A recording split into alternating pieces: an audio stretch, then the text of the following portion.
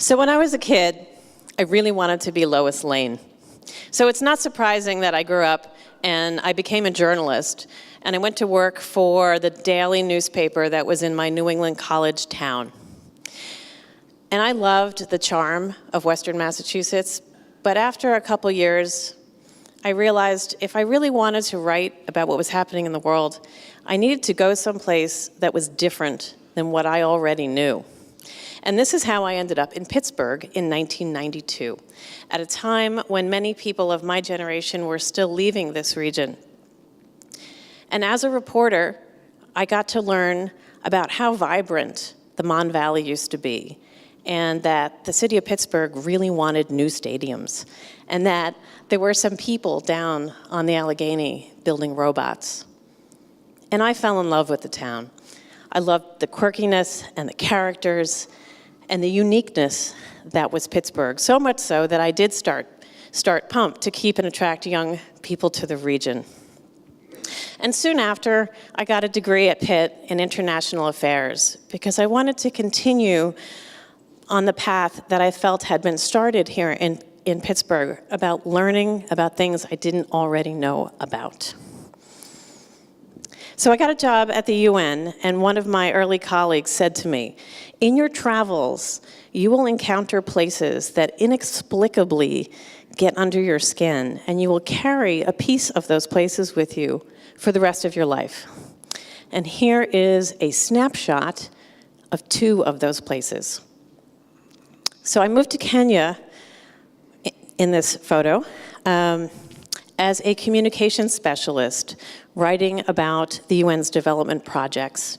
And I was taken aback by the natural beauty, the wild natural beauty of this place. And one of the many things I learned while I was there is that in their natural habitat, which we don't get to see here, giraffes actually run, and they run elegantly.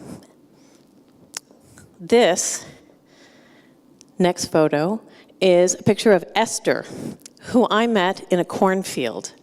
I had become separated from my group and our interpreter, but Esther found me before I found them.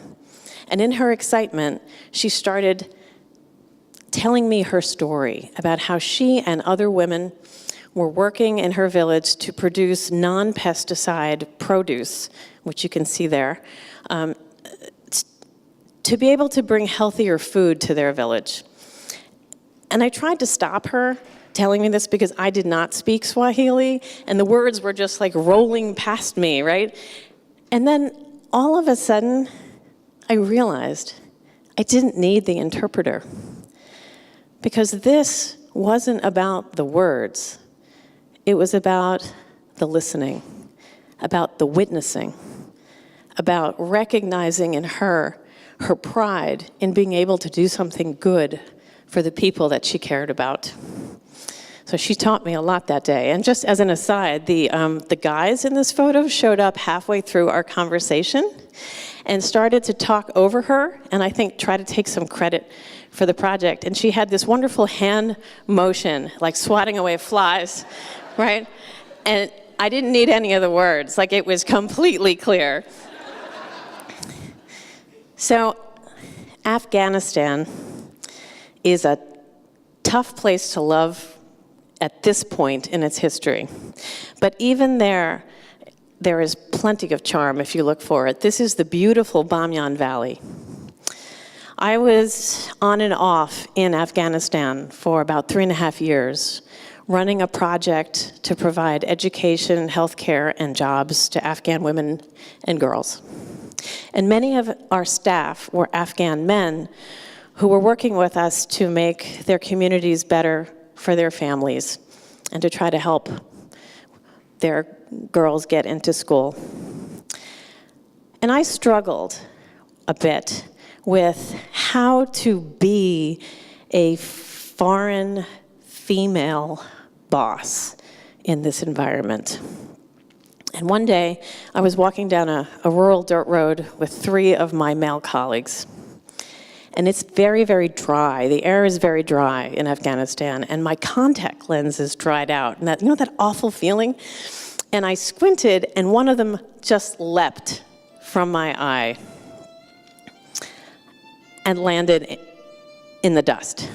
And I got down on my hands and knees very quickly to find it, because it was going to be weeks before I could get home and get another one. And my male colleagues got very agitated, and they were like, "You cannot do this. This does not look good. Like, it's already complicated enough. You're female and foreign, and we're trying to figure this out, and now you're kind of scurrying around at our feet. We will find what you're missing." Now, these guys had never seen a contact lens, but they all got down on the ground and furiously looked for it. And male pride is a powerful thing.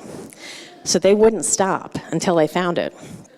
And I would say, no, it's fine. And they'd say, no, we will find it. And finally, one of my colleagues looked up at me, and he said, "Michelle, we will find this tiny, invisible thing from thousands of miles away that lived in your eye and is now in the dust of ancient Afghanistan."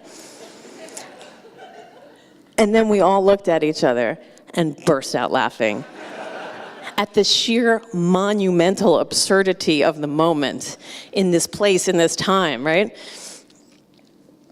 And ultimately, excuse me, what happened is we laughed. We laughed through our cultural differences, right? We laughed through our gender differences.